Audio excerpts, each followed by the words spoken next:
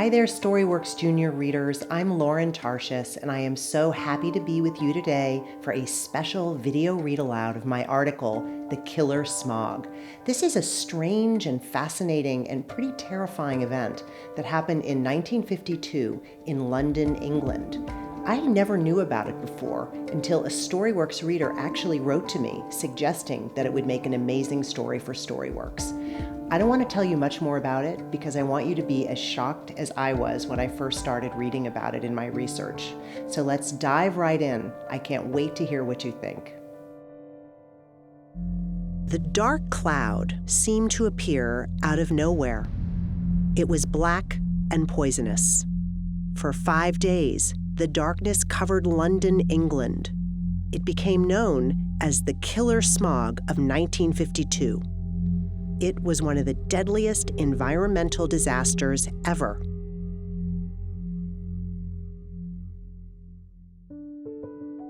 Brian Bone was 9 years old when the killer smog struck on December 5th. It was a quiet day. Brian was at home with his parents and 15-year-old brother Hugh. Brian opened the back door to let out his dog Tarzan. He noticed that the morning was damp and smoky. But that wasn't strange for London at that time of year. The German Shepherd trotted into the fenced-in backyard. Brian shut the door and went about his day. He later called his dog inside. That's when he realized something was horribly wrong. The hazy morning had turned midnight black. The air smelled like chemicals and rotten eggs. Brian and his parents called for Tarzan, but the dog had escaped through a hole in the fence. Normally, Tarzan would have been able to sniff his way home, but now the air was too thick. For hours, the family searched the neighborhood in the dark. They couldn't find Tarzan. Millions of people in London were suddenly stuck in the dark.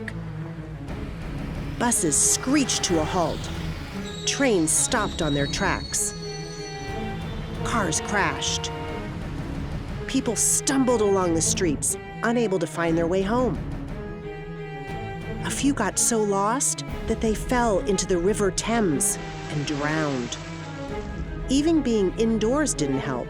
The black air crept under doors and through keyholes. It filled up homes and offices and hospitals. What was going on? London was known for its fog. Fog is microscopic drops of water trapped in the air. The city was filled with this swirling white mist on chilly days. It made the city seem gloomy at times, but fog was natural and harmless. By the 1800s, London became more crowded. The air was polluted by factory smokestacks and millions of home chimneys. Much of this pollution came from burning coal. The coal made a dirty, oily smoke. On foggy days, the smoke would stick to the tiny drops of water in the air. Imagine trillions of tiny bubbles covered with oil and filling up every inch of the air. This dark and dirty fog got a name: smog. Air pollution wasn't a problem just in London. American cities like Pittsburgh, Pennsylvania, and Cleveland, Ohio, had smog from their factories. Smog smelled terrible and made cities ugly. When kids played outdoors, their clothes would turn black. Their eyelashes and eyebrows were coated with black slime that was hard to wash off. On smoggy days in London, school kids would cough and wheeze at their desks. People would collapse in the streets. They'd show up in the emergency room with smog-related lung problems. These problems included asthma and pneumonia. Years went by. leaders didn't do much to reduce air pollution. But then came the smog of 1952.